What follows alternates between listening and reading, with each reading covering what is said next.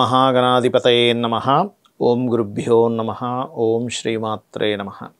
పరమేశ్వర స్వరూపమైనటువంటి జ్యోతిష, వాస్తు మరియు ఇతర అనేకమైనటువంటి శాస్త్రములను మనకు అందించినటువంటి మహర్షులకి నమస్కారం. హయగ్రీవ హయగ్రీవ హయగ్రీవేతి యో వదేత్తస్స నిస్సరతే వాణి జహ్నుకన్యా ప్రవాహవత్. అరుణాం కరుణాతరంగితాక్షీం ధృతపాశాంకుశపుష్పబాణచాపాం అనిమాదిభిరావృతాం మయూకైః అహమిత్యేవ విభావయే భవానీం. శ్రీమాత్రే నమః. ప్రేక్షకులకి ఆ లలితాంబిక అమ్మవారి యొక్క అనుగ్రహం పరిపూర్ణంగా కలగాలని మనస్ఫూర్తిగా కోరుకుంటూ మనం ఈరోజు ఒక్కొక్క నామం గురించి చెప్పుకుంటూ ఉన్నాము. అయితే ఇక్కడ మీరు అర్థం చేసుకోవాల్సింది ఏంటంటే, లలితా సహస్రనామాల్ని పఠించడం లేదా వినడం మంచిదే, చాలా చక్కటి ఫలితాలు వస్తాయి, దానివల్ల రావని నేను చెప్పట్లేదు. కానీ లలితా సహస్రనామాల్ని ఒక్కొక్క నామాన్ని అర్థం చేసుకోవడం, తెలుసుకోవడం ఒక స్టెప్. ఆ తెలుసుకున్న దాన్ని విశ్వంలో ఉందని గుర్తించడం మరొక స్టెప్. ఆ ఉందని గుర్తించిన తర్వాత విశ్వం మొత్తం అమ్మవారే కదా, భగవత్ స్వరూపమే కదా అన్నప్పుడు మీరు మీ లోపల ఉండేటువంటి ఆలోచన విధానం మారి లోకంతో నడుచుకునే విధి విధానంలో మార్చుకోవడం, ఇవి జరగాలి స్టెప్ బై స్టెప్గా. ఎందుకంటే అసలు మూలం వసిన్యాది వాగ్దేవతలు చెప్పడానికి గల మూల కారణం కూడా అదే. మనం ఆఖరి ఎపిసోడ్లో సహస్రదళ పద్మస్థ వరకు చెప్పుకున్నాం. సహస్రార కమలం నందు ఉండునది, శిరస్సుపై ఉండేటువంటి సహస్రదళంతో ఉంటుంది అమ్మవారు అనేటువంటిది.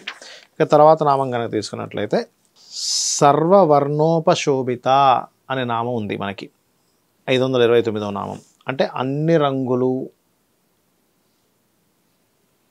ధ్యానులు, అక్షరములతో శోభిల్లుచున్నటువంటిది. అంటే అన్ని రంగులతో శోభిల్లుచున్నటువంటిది. సింపుల్గా చెప్పాలంటే అన్ని వర్ణములతో. ఇక్కడ మనం అర్థం చేసుకోవాల్సింది ఏంటంటే, చాలామంది అంటుంటారు, ఏమండి మీ బ్లాక్ వేసుకోకూడదండి.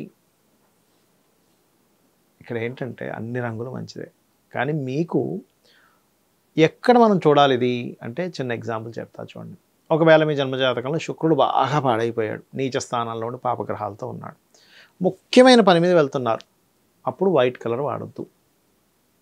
వైట్ శుభమే కదండి, శుభమే, కానీ ఎప్పుడు శుభం మీకు అది పాడవకుండా ఉండి మీరు ఇంపార్టెంట్ పని మీద వెళ్ళేటప్పుడు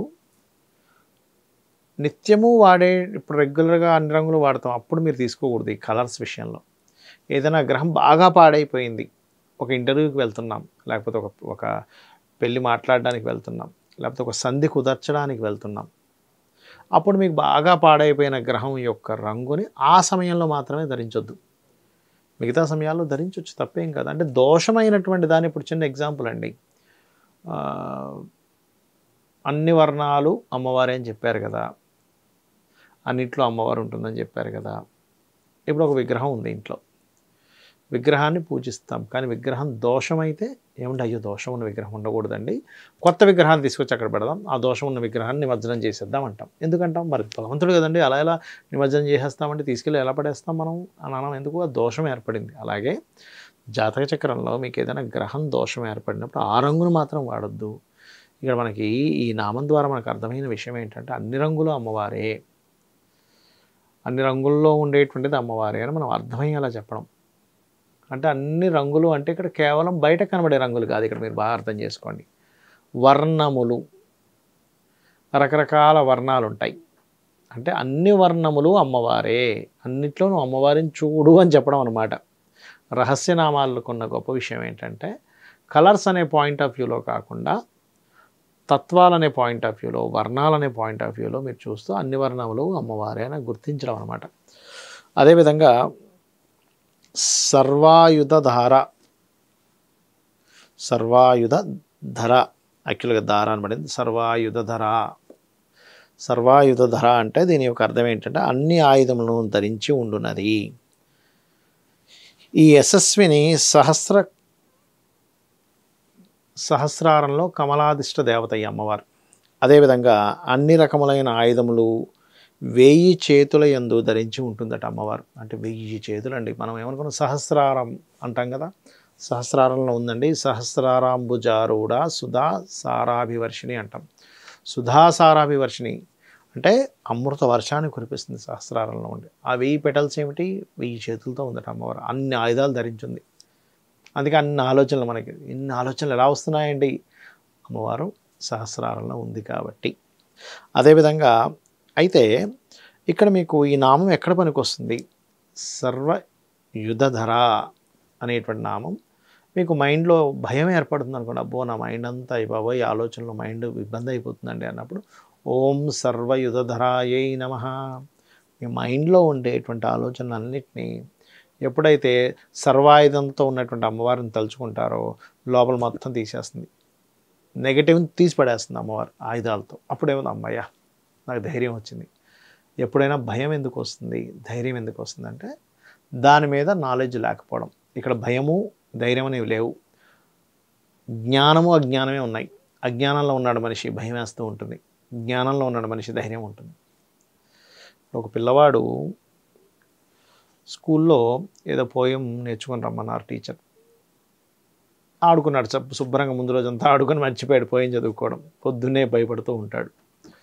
అదే ఇంకో పిల్లవాడు చక్కగా చదువుకున్నాడు, చెప్పేస్తాడు. అంటే అక్కడ ఏమిటి, ఈ పిల్లవాడేమి మంచి 6 ప్యాక్ పెట్టుకొని ధైర్యం రోజు జిమ్కి వెళ్ళినటువంటి బలం ఉండడం కాదు, అక్కడ బలం లేపడం కాదు, నాలెడ్జ్. అంటే ఆ విషయం ఈ అబ్బాయికి నేర్చేసుకున్నాడు కాబట్టి ధైర్యం. నాకు ఎప్పుడు టీచర్ అడిగితే చెప్తామా, ఈ విషయం నేర్చుకోలేదు కాబట్టి భయం, అమ్మో అడిగితే ఏం చేయాలి అని. అంటే ఏమిటి, నాలెడ్జ్తోనే లింకప్ అయి ఉంటుంది ధైర్యము భయము అనేటువంటిది.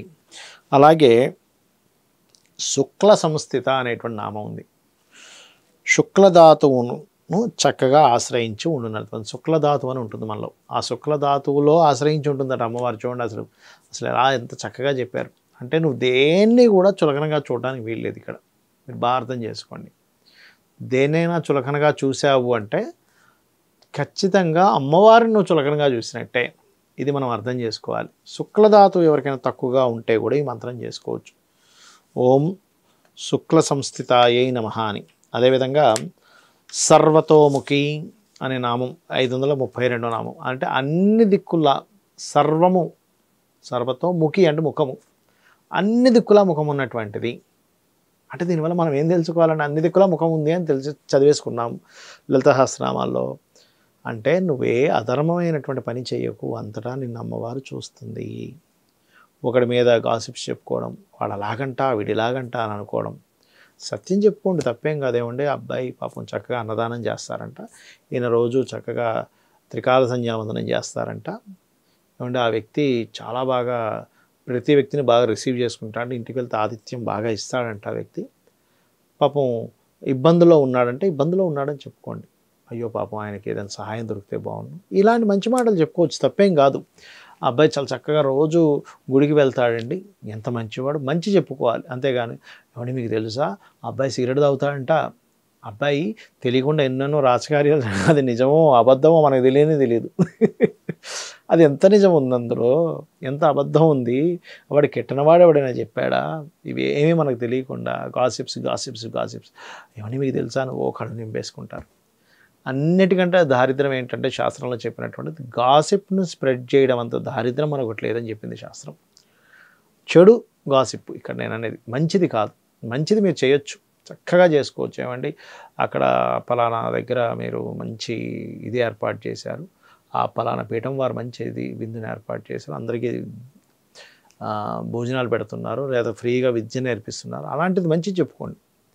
ఏమండి తెలుసా మీకు ఆ పీఠంలో బయటికి అలా ఉంటుంది కానీ వేరే రకంగా ఉంటుందంటండి లోపల, ఎవడు చెప్పాడు, నువ్వు చూసావా, ఎవడో చెప్పిందని తీసుకొచ్చి నువ్వు ప్రచారం చేసేసుకుంటున్నావు. లేకపోతే ఎవరో పాపం